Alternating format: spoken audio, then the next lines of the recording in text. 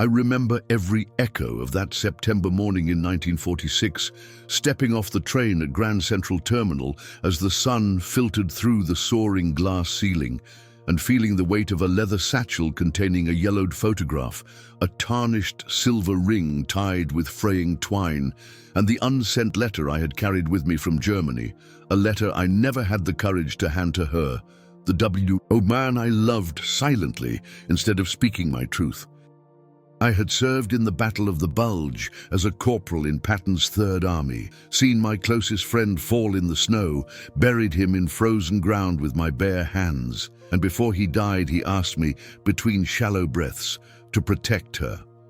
Margaret, the love of his life, and the one I loved still, and I carried that promise through foxholes, long convoys, and sleepless nights in muddy trenches, indeed that silence was the only way to shield her heart from the truths that could crush it. When the train's whistle finally faded and the city's hum reached me, I felt every memory, the thundering of artillery, the smell of cordite, the scream of wounded men, warped by an ache in my chest and mixed with the hope that somewhere between the polished marble floors and the glittering skyscrapers I would find redemption.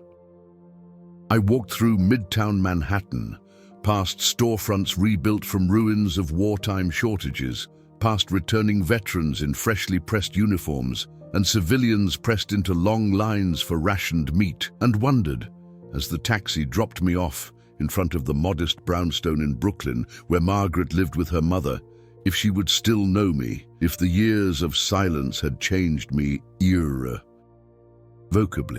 My hair was longer, my face lined with shadows, my shoulders bowed not just from carrying gear overseas, but from carrying a secret too heavy to speak.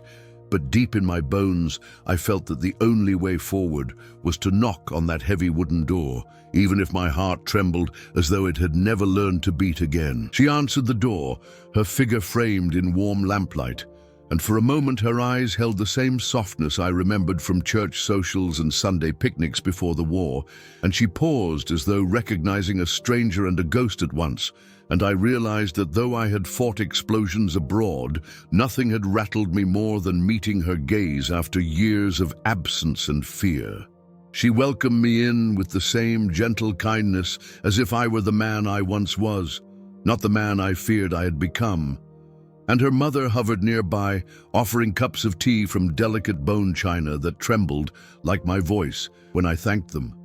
The house smelled of fresh bread and afternoon sun, of comfort and old photographs, and when I slipped into the worn armchair by the window, I could feel the years of separation pressing down on me, along with the weight of what I carried in that satchel, photo, ring, letter, all tokens of a promise made in blood and snow, now sitting like burdens in my lap, begging to be revealed. I cleared my throat, but the words lodged in my throat like stones, my hand trembling as I pressed against the satchel, fighting between the instinct to protect and the need to confess, because I knew that the secret would either destroy what remained or begin to heal what had been broken long ago. If this story resonates with you the way it resonates in me, please like and subscribe. It helps share stories that inspire, move, and surprise. And now, prepare yourself, because what comes next will change everything. When I stepped out onto the cracked Brooklyn sidewalk that crisp October afternoon, I felt every fallen leaf at my feet as if it carried the residue of the war, whispering memories of artillery blasts and frozen nights in foxholes where the cold seeped into bones like doubt, making me question whether my promise to protect Margaret was courage or cowardice. I remembered how we used to walk these same streets before 1941, hand in hand after high school dances, laughing under streetlights that glowed like halos around our youth. But now each footstep felt weighted with the unspoken truth in the leather satchel. The photograph of Margaret that I once took in Prospect Park, the silver ring he entrusted to me under gunfire, and the letter I never sent. Because no words seemed strong enough to hold a love so tangled with betrayal. I paused at the stoop of her brownstone and raised my hand to knock, my heart pounding so loud I feared the neighbors would hear it, and wondered if she would still see me as the same boy who taught her how to dance, or as the man who left, silent and haunted, and if in that moment she would sense the years of restraint and fear that had twisted my jaw and shadowed my eyes. I knocked, and when the door opened, her mother, Mrs. Thompson, stood before me, older now, her hair streaked with grey, her hands trembling a little as she held the doorknob, but her eyes warm and curious, and she asked, as if greeting a long-lost son, "How are you, Joseph?" And I managed a tight smile, answering, "I've been better," because the war had given me too many better places than here, yet all of them seemed empty, without the one thing I left behind, my courage to speak. She welcomed me in, and I carried my satchel through the narrow hallway, past framed photographs of Margaret at Sweet 16, dancing in the garden behind the house, always glowing with life, and I wondered how much of that vitality I had dimmed by remaining silent. We gathered in the cozy living room, where a fire burned softly in the hearth and the scent of apple pie, baked only yesterday, hung in the air, comforting me even as my mind raced with dread. Margaret entered carrying 2 cups of tea, her dress modest but elegant, reflecting the quiet dignity she embodied even now. And when she saw me, she paused, her breath catching for a heartbeat, and for a moment I thought I could see recognition dawn before she steadied herself and offered me a gentle smile that both welcomed and questioned, as though she asked with her eyes whether I was the man. She once believed I'd become the man who kept a promise so heavy it nearly broke me. We sat down on the faded sofa beside the fire, the warmth like an embrace that had waited for me to return, and Mrs. Thompson excused herself with a mother's knowing glance, retreating quietly to the kitchen, leaving us in a silence thick enough to carve my fear in two. I stared at the satchel in my lap, heart clenching as if something inside might collapse, and cleared my throat, deciding to begin with small truths that felt safer than the one that burned in me. I spoke of my time overseas, not the skirmishes or the medals, but the moments when I saw Margaret's name in a letter I carried for another mail run, how clutching that envelope was harder than any firefight, and how I used every ounce of my will not to open it, because I feared what the words would reveal if I did. She listened closely, her eyes never leaving mine, and with each sentence I felt my own defenses fall, until the satchel grew impossibly heavy, and I knew I was ready for the hardest part. I told her how I buried my friend Daniel under a fresh blanket of snow after he caught shrapnel in his leg, and managed to say, "I love her," before the world stole the rest of his breath. How I dragged myself back to the bunker thinking I could forget, but I couldn't. And that night under fire, he handed me the ring and whispered that I had to bring it to Margaret, because he believed I would love her better than he could. He believed I deserved her heart, that I deserved to tell her how beautiful she was when the moonlight caught her hair, how her smile healed him during cold nights, and that if I failed, I'd be betraying that belief, betraying her memory, and betraying myself. When I stopped speaking, my voice flat, the fire crackled, filling space that words could not, and I looked at Margaret thinking I had destroyed everything, but she simply blinked back tears and said, "I always wondered why you came back changed, why your letter never came, and why I was left with nothing but questions." Her voice trembled, but it was steady enough to shake open the lock around my heart. She met me halfway that day, not with anger, but with an understanding built from loneliness and hope. And when I offered the ring, she didn't turn away. She took it in her hand, examined its simple band and the tiny engraving inside, and lifted her gaze to mine as she whispered, "He loved me too." And her words fell into my chest, softening the rigid edges of guilt and regret, making room for something new, something fragile and hopeful.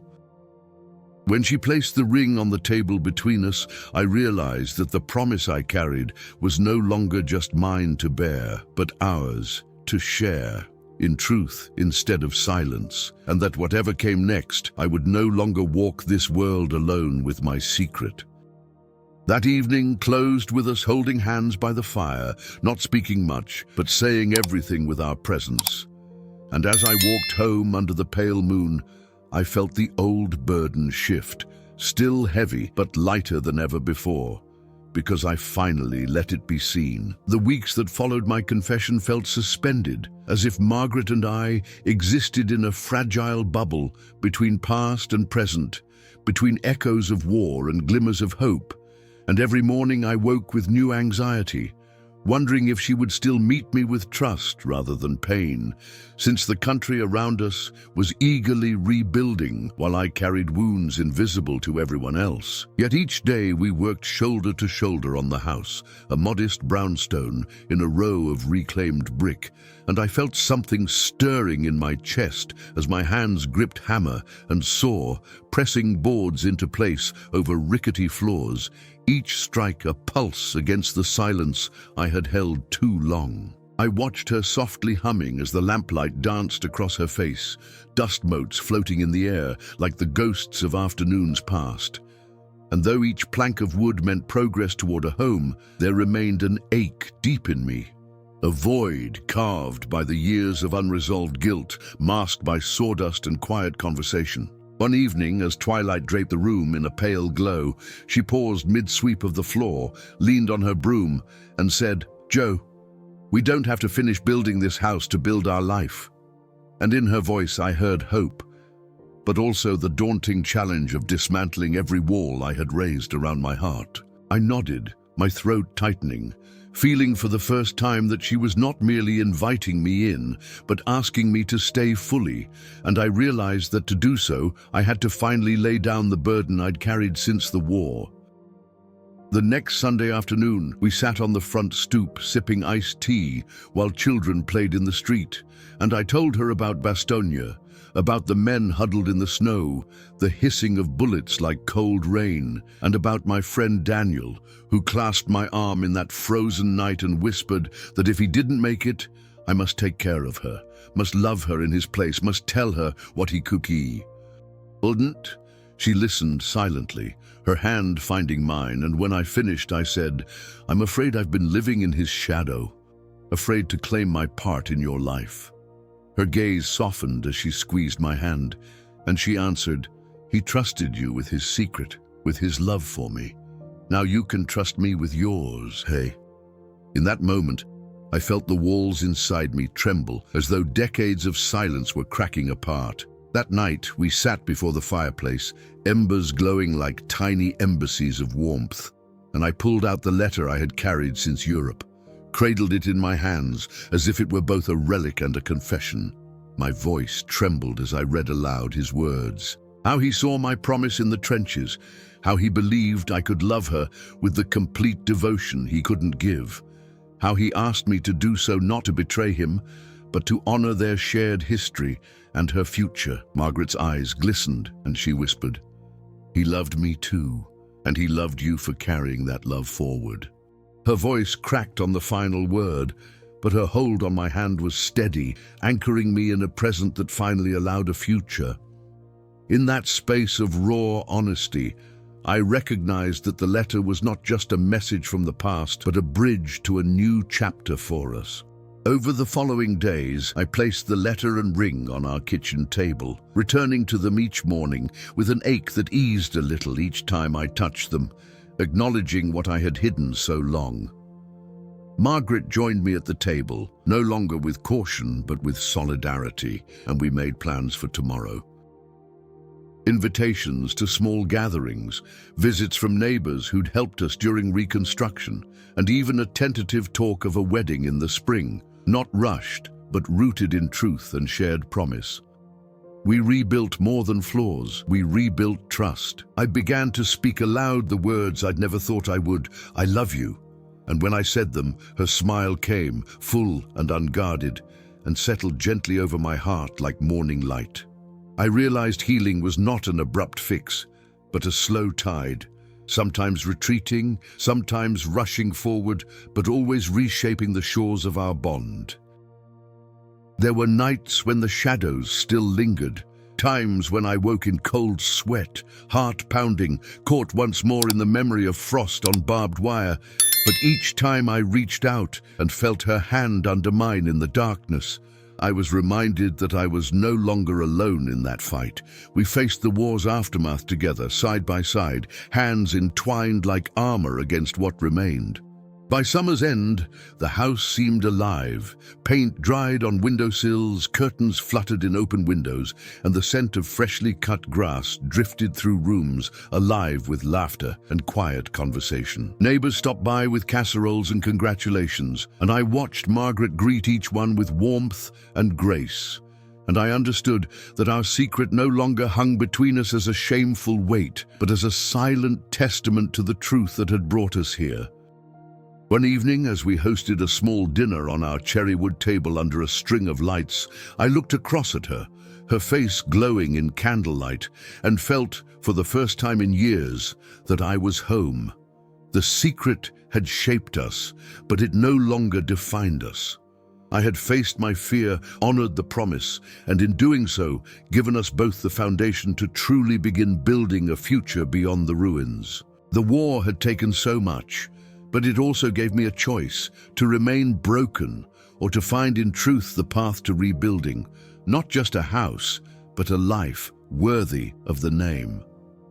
The long days that followed our shared confession felt like stepping into a newly lit room after a lifetime in darkness.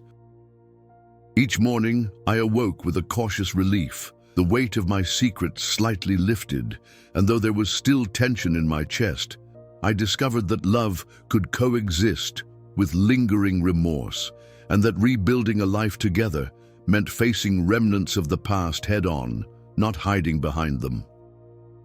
Margaret and I returned naturally to our routines, morning coffee on the back porch, evenings spent reading aloud or listening to distant jazz drifting through open windows. Yet beneath every simple act, I felt the pulse of transformation, as if each small gesture knitted our souls into something stronger than before. One sultry July evening, I came home carrying groceries and found her waiting on the porch swing with the setting sun painting her hair gold. She'd brewed iced tea infused with mint and placed a white pitcher on the table between us, its cool touch a reminder that summer could offer both warmth and calm. We talked about everyday things, her hopes of teaching at the local school, my plans to open a small repair workshop. But under our idle chatter, I sensed an unspoken question. Had I truly let the past rest? My hand brushed the envelope I'd placed in my jacket pocket earlier that day, the letter from Daniel still unread for her, and I realized the next step of healing required courage once more. After dinner, we moved inside to the living room, the hum of the ceiling fan, the only sound breaking the lull, and I drew the letter from my pocket, smoothing it on the coffee table as though confronting a phantom. Margaret watched me with solemn eyes, and I said, "I held back part of it last time. I want you to read every word he wrote." She nodded, and her voice was a trembling echo when she whispered, "I'm ready." I opened the envelope and read it aloud, slowly, each sentence weaving together Daniel's love for her and his faith in me, his hopes for her happiness, his wish that I would protect her with the same devotion he would have offered. The room grew thick with memory and emotion. Her hand gripped mine so tightly my knuckles whitened, and tears fell freely from her eyes as she absorbed his words and the weight of decades bearing down on us. When I finished, I lowered the letter and met her gaze. Her eyes glistened with sorrow, but also something deeper, acceptance. She exhaled, a long, soft release, and whispered, "Thank you for not stopping halfway." And in that moment, I sensed that every remaining barrier between us began to crumble.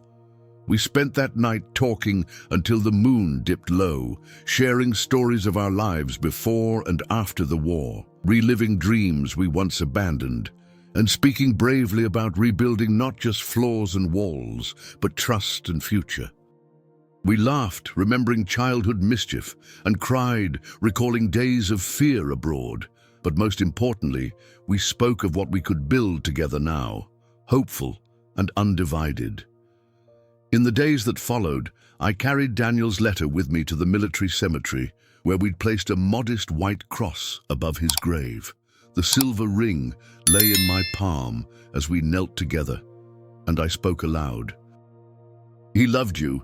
I promised him I'd care for your heart. I buried the ring beside the cross, tears tracing lines in the soil, and felt a profound shift, as though by honoring his memory, I was finally releasing its hold on me.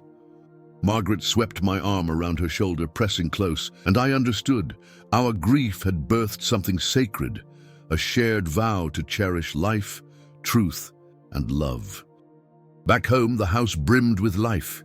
The evening breeze rumpled curtains, laughter echoed in the hallway, and tools lay forgotten until morning's work resumed in soft dawn light. Yet every time I saw that repaired floorboard or the chair I fixed, I felt the echo of promise honored, of wounds acknowledged and tended with tenderness. Margaret and I began making plans. A modest wedding in the autumn garden, small enough to include only those who respected our journey, but filled with intentional joy and vulnerability. Our love felt new and ancient all at once, an ember rekindled after winter, yet bearing the strength of seasons past, because we had faced the hardest truth together. I realized that the greatest danger was not the war one left behind, but the war inside, when silence became the battlefield and truth the victory. Some nights I still wake and see Margaret's face beside me in the moonlight, and for a heartbeat I feel fear. Fear that the memory of silence might return, and then I feel her hand seeking mine, anchoring me in the here and now. Together we breathe, together we heal, and together we move forward. I do not know what tomorrow holds, but I know this. I am no longer alone with my secret, nor will I ever let silence bury our story again. Our lives are now made not from what was hidden, but from what we chose to share, and that choice, with its tremulous hope and fragile promise, is the foundation of everything yet to come. That last autumn felt like the culmination of every choice I'd made since stepping off that train with my burdened satchel, as the leaves turned bronze and gold, falling in quiet applause around our small brownstone, and I found myself sitting at Margaret's bedside for what felt like the final chapter of her illness, holding her hand as if I could anchor her spirit to this world through touch alone. Her breathing was shallow, each inhale and exhale estimated between pauses, and though her skin was pale, it carried the soft warmth of home, the warmth I had promised to protect, the warmth he had believed I could, the warmth we had fought desperately to rebuild. I watched the sunset painting her face in hues of memory and farewell, and when she opened her eyes, a faint, knowing smile curved her lips. In that moment, I understood that this was more than an ending. It was the unlocking of all the years we'd carried inside us, the echo of every promise and every secret finally coming to rest. She gathered her strength into a breath and whispered clearly, "You never had to say it all, Joe, because I knew." And the clarity in her voice, free from regret or blame, broke me into fragments I didn't know still existed beneath my soul. Tears welled up as I kissed her forehead, soft, respectful, filled with gratitude, and laid the letter from Daniel over her chest, as if symbolically placing his love alongside hers, melding past and present in that fragile, sacred space. I didn't cry for myself. I cried for all the could-have-beens, for the chances taken and lost, for the boy who refused to speak until it was nearly too late, and for the man who learned at last the cost of silence. She took my hand once more, her fingers trembling like autumn leaves ready to fall, and said softly, "Your truth gave me peace." And in her eyes I saw forgiveness, understanding, and a depth of connection that spanned decades of love and pain. I whispered back, voice only heard by her, "Your love saved me," and held her as though the world outside had ceased to exist until the last echo of her breath left us, carrying away every single lyric of my fear and hope, every breath of sorrow and relief. After she passed, the house was quieter than I'd ever known, so quiet that each creak of wood felt like a shout, each ray of morning light like an intrusion. I moved through rooms that still carried her scent, the lingering whiff of lavender on the pillow, the faint aroma of baked bread in the kitchen, the trace of her perfume in the hall closet. I held the letter and the ring together in my palm, still weighed with meaning, and understood. These were not relics of a hidden past, but symbols of a journey we shared and the truths we chose over silence. One afternoon, I walked to the cemetery where we laid her to rest in the crisp soil among oaks and maples that mirrored the seasons of our life. I carried both the ring and the letter, and at her stone I placed them side by side, whispering farewell but grateful for every word unsaid yet understood, and every word spoken with love. As the sun cut through the cloud cover, I felt the final knot of grief untie inside me, giving way not to forgetting but to honor. My hand touched the cool headstone as if sealing a promise that I would carry our story, not as a secret, but as a testament. Back home, I sat at our kitchen table, surrounded by quiet morning light, panning my gaze across framed photos of happier days, of us dancing in candlelight, of the home built from shared dreams, and I opened a fresh notebook. In long, careful cursive, I began writing, "This is our story." And each sentence felt like a breath of freedom, each paragraph a step into living again without regret. I wrote for her, for him, and for the boy I once was who refused to speak until it almost killed him. The seasons moved on, snow softened our front steps, spring coaxed green from brown limbs, and flowers returned to the porch as if guided by memory rather than chance. Friends and neighbors greeted me kindly, acknowledging her absence with gentle words and warm hands on my shoulder, but never pressing for details because they sensed I carried something profound. I shared only this: she was love in every form I needed. And sometimes, provisionally, I loved her too, and smiles would bloom in response as though my truth invited their own. Some nights I sit in her armchair, the one by the window that catches the sunset, and feel the whisper of her presence on my neck as if she's leaning in to remind me that our love didn't end when she did. It continues in the stories we leave behind. I'd look at my own reflection in the dark window pane and say aloud, I carried this secret for decades until her smile broke me. And in speaking those words, I honor her, honor him, and honor the liberation of a man reborn through truth. Because in the end, I learned that the truest legacy is not the memories we bury, but the stories we choose to tell, and that love, spoken or hidden, given or kept silent, always demands courage. And here I remain, quiet, true, free. With every word I write, I keep us alive, living now in the quiet of what once was a bustling home, filled with love and upheaval.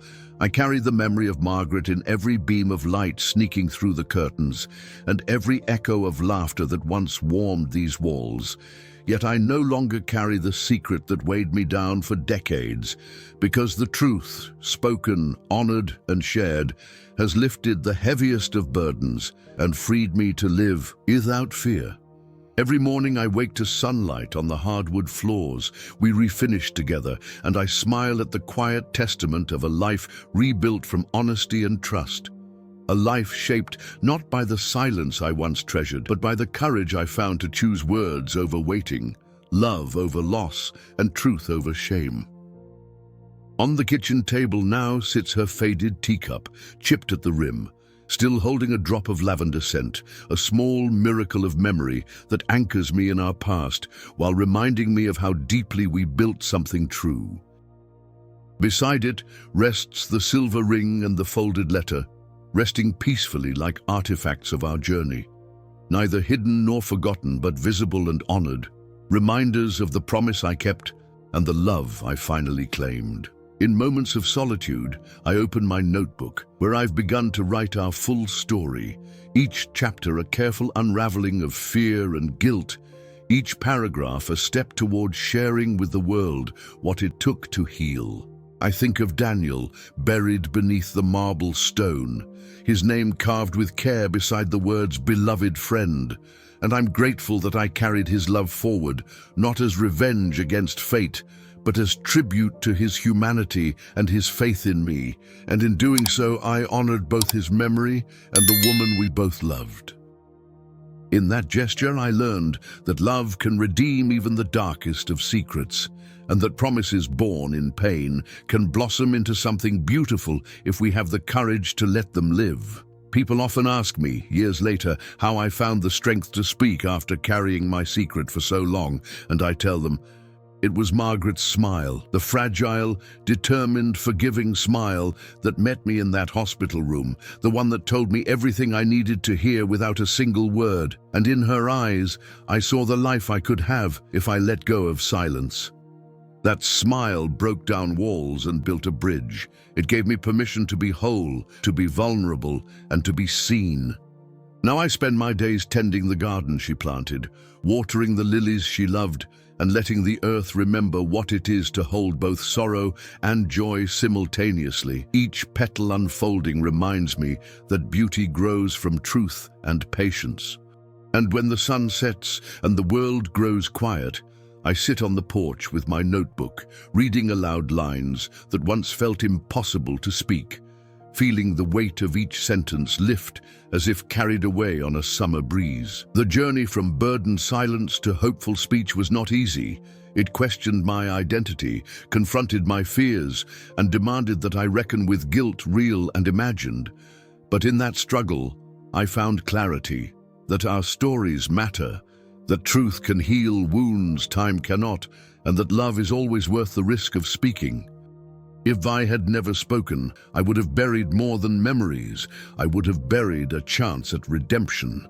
So here I stand, at the edge of the life we built, a man shaped by war, silence, love, and finally, truth. I am no longer defined by a secret, but by the choice to share it. No longer haunted by the past, but guided by its lessons. No longer alone in grief, but rooted in legacy. For anyone who hears this, remember, I carried a secret for decades, but her smile broke me. Let your love break your silence, let your story find its voice, and let the courage to speak become the beginning of your healing. We publish new stories every day, real tales that move and inspire,